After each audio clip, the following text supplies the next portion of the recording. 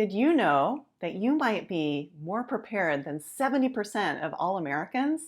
That's right, most Americans don't have an estate plan in place. So let's take some time to congratulate you for doing your estate plan. Great job. You've taken a step that many people have put off. But is that all there is to it? I mean, once you've done it, is it just one and done? Are you all finished forever? Does your estate plan just run itself? Well, I wish I could say yes to this, but the answer is really no. As you go through different life stages and changes, your trust needs to be updated to match what you're going through. That's why we call it a living trust. It lives and breathes with you. But this doesn't have to be complicated. So let's talk more about updating your trust. So yes, life happens, right? I think about 10 years ago, where was I, right? I had a little baby and I had another one on the way, and we had just bought a house. Life was exciting. I was working at a firm, and things are so different now. Now I have my own practice. I have 2 boys who are getting older, have a different set of assets. So I need to update my trust, right? And we're all in that position. You know, things happen, they change, and we need to take a look and see what's appropriate with our life changes. Now, did you know that laws regarding estate planning are always changing? Especially the estate tax exemption. I feel like it's like following a bouncing ball. You know, I have a video just on the history of estate taxes. So if you're curious, you can see why do estate taxes go all over the place. So we do need to plan as if the current estate tax exemption is what it'll be when we die, because we just don't have a crystal ball and we don't know what's going to happen in the future. There are some big changes, like in 2013, we got something called portability, which means you can port or transfer the deceased spouse's unused estate tax exemption to the surviving spouse, and the estate tax exemption was set much higher. So at that point, these infamous A-B splits, a lot of clients came in to get rid of the A-B split because they didn't need it anymore. I have a video called Should I Simplify My Trust? And I go over that particular change. But that's just one example of many changes in the law that can really impact our estate planning. Another example really has to do with the change in demographics over the years. As people have gotten older and are working longer in the United States, the Secure Act was passed in 2020, and that really benefits retirees, but it makes it a lot harder to leave your retirement accounts to your children in an income tax friendly way. And I have a video just on that point about leaving your retirement accounts to a special needs child if that is indeed your situation. So what does a review of an estate plan, what does that really look like? What should you look over? So I think at every check-in, you should review the structure of your trust, you should review who's named in the trust, and you should review who's getting your stuff. And also, how are they receiving their inheritance? Are they receiving it outright? Are they receiving it at certain ages? Is it going into a sub-trust for their benefit or a standalone trust? These are all things to look over to see, you know, has your child grown and progressed? I've had parents where they've come back and they said, yay, you know, my daughter, she has epilepsy, but she's really been able to hold down a secure, stable job as a teacher. I don't think we're going to need a special needs trust anymore. But I've had other families come back and say, hey, you know, COVID has done a number on my son who's going through college, and he's dropped out of college, and now he's not able to, he's very depressed, he's not able to manage his money. I think we need a more protective trust for him, and he can't manage it himself. You know, so these things happen, and they're things to talk about at our check-ins. Now, some attorneys like us, we provide flowcharts, which I love.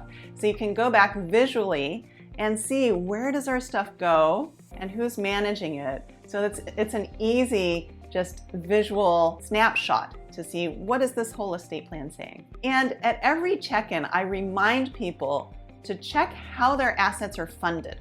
All right, these are things that can often be overlooked. Are the beneficiary designations, are they updated to say who you want named as beneficiary of your retirement accounts, of your life insurance policies? Have you refinanced your house and maybe your house got taken out of the trust? I have so many clients who come to me and they think that their house is titled in the trust, but it's not. And so we need to go and prepare a deed to transfer the house into the trust, which isn't a big deal. but it's much harder to do after that person has died. So that's super important to do during a check-in, is check how everything is titled. And I have a video about how to fund your trust, so you can do that right now.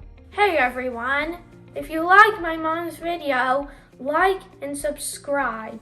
All right, so how do you actually update your trust? I mean, you worked really hard to create this beautiful trust document.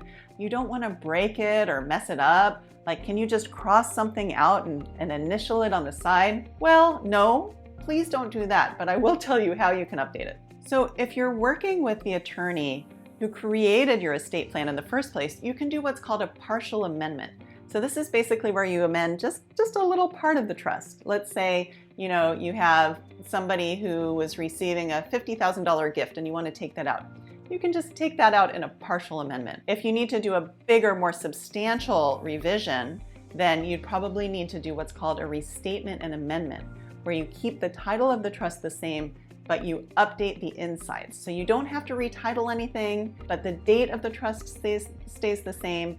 The name of the trust stays the same. You keep it that way. Now, if you're going to a new estate planning attorney, let's say that your old estate planning attorney retired or died, or you just don't like them that much, or it was your parents and you'd like to go to somebody new, then that attorney will most likely do a restatement and amendment, which I just described, okay?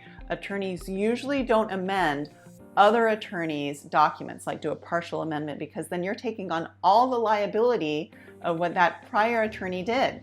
And we don't know what's in that prior attorney's trust. It takes a really long time to look over that trust document and see what it is. So we do a full restatement and amendment. So how often should you do this check-in? Well, I used to recommend every 3 to 5 years, but I've seen for a lot of clients, substantial life changes can happen just about every year. So now I'm suggesting a yearly check-in. And I think it's kind of like going to the doctor's office, right? We have our physical wellness check-in. We should have our legal wellness check-in to see how's everything going. Have there been any big changes or updates that affect me? What's happening with my children? And just to make sure that we're still on the same page and we're ready just in case something should happen to you. So how much should this check-in cost? I think about Jerry Maguire, right? He said, show me the money, right? We don't want to pay a ton for this check-in, but at the same time, it's a really important step. So it really depends on what needs to be updated. Like I mentioned before, if you need to do a partial amendment, then you're just updating a little bit, and the attorney, I think, should just charge you hourly. But if you need to do a restatement and amendment, oftentimes that costs as much or more as when you did the original trust, because there's just as much work to be done when you're doing that, except for the funding. But we're still looking at the funding, making sure that it's updated. So be prepared to pay more if you need to do a restatement and amendment. So hopefully this video gave you a good idea of when it's time to do your legal wellness check. That checkup might be for you, or it might be for other family members or friends who need to update their estate plan and need to check in to see if legal changes have affected them. So I encourage you to be an ally with me in helping people understand how important it is to check up on their trust and make sure those revisions are done. Thank you.